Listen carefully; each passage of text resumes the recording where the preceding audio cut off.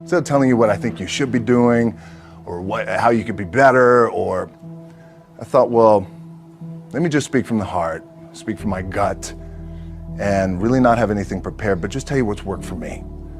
And maybe some of the stuff that's worked for me might work for you now, currently, presently, as you guys have your goals and ambitions, but then further on down the line, as you guys continue to live your life. This idea and this notion that you could be anything you want, you can accomplish anything you want, right? We hear that. You've heard that from the time you were little boys. You hear that now. You're already incredibly accomplished. You guys know that. The thing that has worked for me is to remember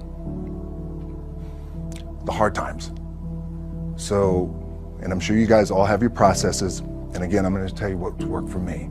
So before a big movie comes out, before, back in the days when I was wrestling with WWE, a WrestleMania match, anything big that would happen, I would always take a moment and I'd just remind myself, all right, I was evicted when I was 14. We were kicked off the island. We couldn't live in Hawaii. Had no place to live.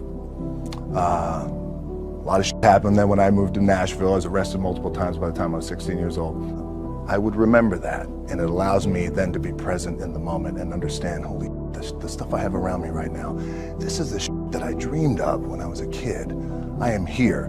I played for University of Miami, played for great teams. Warren Sapp, Ray Lewis, they were my teammates. They were balling. Warren Sapp was playing tight end that time. I was starting defensive tackle. Yeah, they moved him over to D-line. And he looked at me, he's like, yo, dude, I'm gonna take your spot. And I said, you ain't taking my spot. He said, I'm gonna take your spot. I said, no, you ain't. We battled, and he took my spot. Now you can imagine how that with me, because there goes my opportunity. He went in, switched to defensive tackle, lit the world on fire. Well, what that did, it crushed me, it crushed my dreams. I had a piss poor senior year, zero production, no NFL, no combine invite, nothing. Finally went to the CFL, Calgary Stampeders, making $250 a week Canadian. Now I had to send that home to my wife at that time. Had no money. So I remember that. When I got cut from Canada, my dad in his pickup truck came down 4 o'clock in the morning, picked me up in Miami from Tampa. We lived in a little apartment in Tampa. He drove down in his little pickup truck to Miami to get me when I was cut from the CFL. And I thought, well, I leave home like you guys left home. I'm ready to tackle the world, to get after it, achieve my dreams and goals. Crushed by 22, 23 years old. Now I got to move back in with my mom and dad. I played on great teams though. Wait a second, this is not supposed to be my future. I'm supposed to be in the NFL right now. I'm supposed to be making a lot of coin and buying my parents, buying me, taking care of my wife, but it never happened. So I pulled out my wallet. I thought, well, let me see how much money I have. I opened it up. I had a 5, a 1, and change. Well, at least I rounded up to $7. But I thought, God, ain't this a bitch? I got $7 in my pocket. Where the f do I go now? What do I do? I can't go back to CFL. The point comes where you hear that voice, the big run's over. Like, you're done, right? So I heard that voice.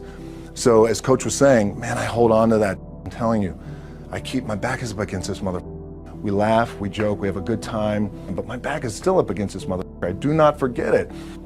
What this also helps me do, and again, it works for me, is at some point, you gotta be tired of not being number one. You have to be, and you gotta play angry, and I play angry. Now, I'm cool and calm with my approach, and when I step out on my field, which is a set, or, you know, like, there's some, and you're always gonna have haters, and haters are like, well, God damn, man, how many movies are you gonna make, or how much shit are you gonna do? Like, you do a lot of shit. I say, yes, it's my ambition. Of course, why not? I could do it. Yeah, I love what I do. And not only that, but in what world do we not work every day? My back is up against this thing, you know, and I started to play angry, by the way, and I still play angry. My last match, Brock Lesnar, transitioned, and I realized if I had to be great at something, I wanted to be great in this world of Hollywood and movie making and producing and entertainment, I had to commit, and like you guys have to commit. Obviously, you commit to something, commit to the goal. So I quietly retired 2 years later, I thought, what did I do with my career? Because my movies were not doing well. I was written off. I was like, it was around 2006, 2007. I was like, I left, I pulled a Jim Brown. I left when I was on top, like #1 in the wrestling business, and I left. It was a ballsy, gutsy, some call it stupid move, but I had to commit and I had to follow what was in my gut. What helps me is to keep the hard times in the front of my mind, because it allows me to go into these big moments that I've worked my ass off, and you guys have worked your ass off. It allows me to go into these big moments with a different perspective. What it also does for me, and again, this is what works for me. Like, my back is up against this mother. Every day, it's against this wall. But it's up against this mother, because it's what I believe in. And when my back is against this mother, then there's nowhere to go.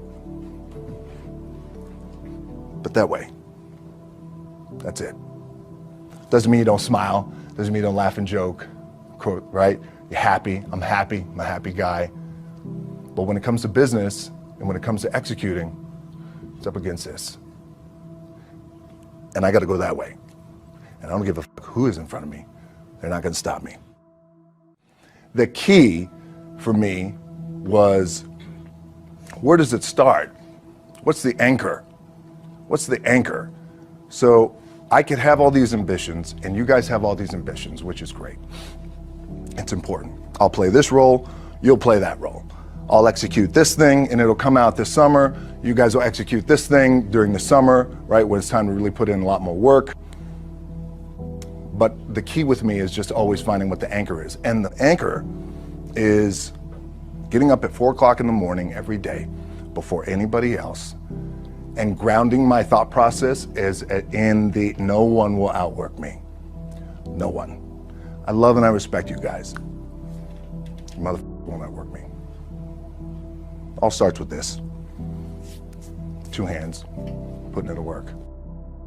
My last match in WWE, I'll share this with you guys too, is that, again, because there's a little bit of takeaway here from all this, is I wrestled John Cena, and I went in, I think it was 2013, I went in WWE champion, and we went in MetLife Stadium. We had a record-breaking attendance, which was amazing that night. We accomplished our goal. So I wrestled with John Cena. We had 45 minutes planned for the match. It's nonstop, go, right? So your conditioning is tested. And at that time, I wasn't full-time in WWE. I was just doing these spot matches where I was still shooting G.I. Joe, I think, or Pain and Gain at that time. Or, it was Fast and Furious 6 in London. Had to travel in the ring, get all my ring work in, travel back to shoot Fast and Furious, then back, WWE Raw, doing those shows. The big build-up to WrestleMania against John. We get to MetLife Stadium. It's a big night. This is it. It's game night, right? It's championship night for me. 45-minute match planned out. There's no cut. There's no, all right, well, let's pick it back up tomorrow. You know, it's go time. It's just like you guys in a game.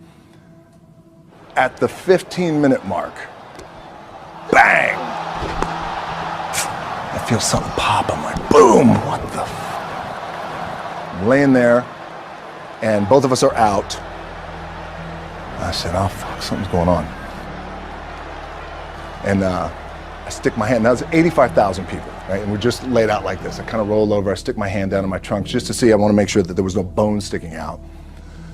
So if there's no bone sticking out, what the f? Something just happened. Referee comes over and he's like, Rock, you all right? I'm like, yeah, I think I'm all right. I said, I get up, I go to step, and I can't step. I can't do this. I have to use my leg like momentum. I gotta do that. So now in that moment, and you guys are gonna have these moments, you probably already had them already, where you're in the game and you're in the thick of things, and you gotta make a decision. What I gotta do?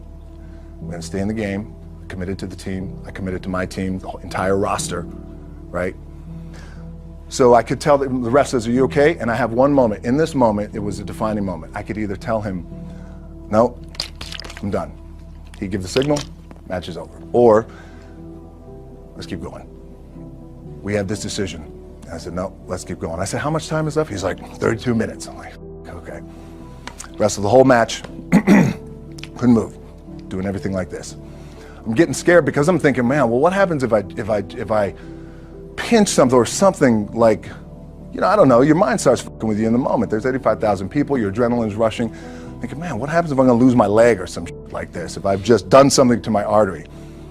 Final move of the match is his big finishing move. And I remember I'm getting up and I'm turning like this because I have to fall into him. He's gonna hit me with his big finisher. I remember turning into John and he says, and I remember thinking to myself, God, please don't let this be too bad. Just take care of me. Take care of me. Bang! I feel boom! Now I don't know what the just happened. Now luckily the match is over. He pins me, 1, 2, 3. Comes in the back, I get to the back, I can't move. Now I'm getting a little nervous. Get on a jet, rushed home to my doctor's down in Florida, and get an MRI, find out that I have completely torn my adductor, the top of my adductor and my top of my quad off my pelvis. What I was proud of was to walk out on my own, but not only that, but in this moment where the odds are against you, people are watching, your team's depending on you, you either say, I'm done, or this whatever the is going on, it's temporary, and it may fuck me up at some point down the road, but I'm not gonna let this opportunity go by without giving it my all. As you guys know, there's nothing you can't accomplish. You're gonna go on, you're gonna become world champions. The key for me, what I think one of the keys is, remember where you came from, keep that in the front of your mind, and when shit goes bad and it goes sideways, a lot of shit does, you're getting booed out of the building, or you're coming through this injury, or people are writing you off, oh, you guys ain't make it, you know, any of that, you gotta keep it in here. And it really has to, it should drive you, it should. It works for me, it should drive you. You got all the talent in the world, it's all here. Really the two things I wanna say are, you gotta be the hardest workers in the room, and don't f the opportunity up.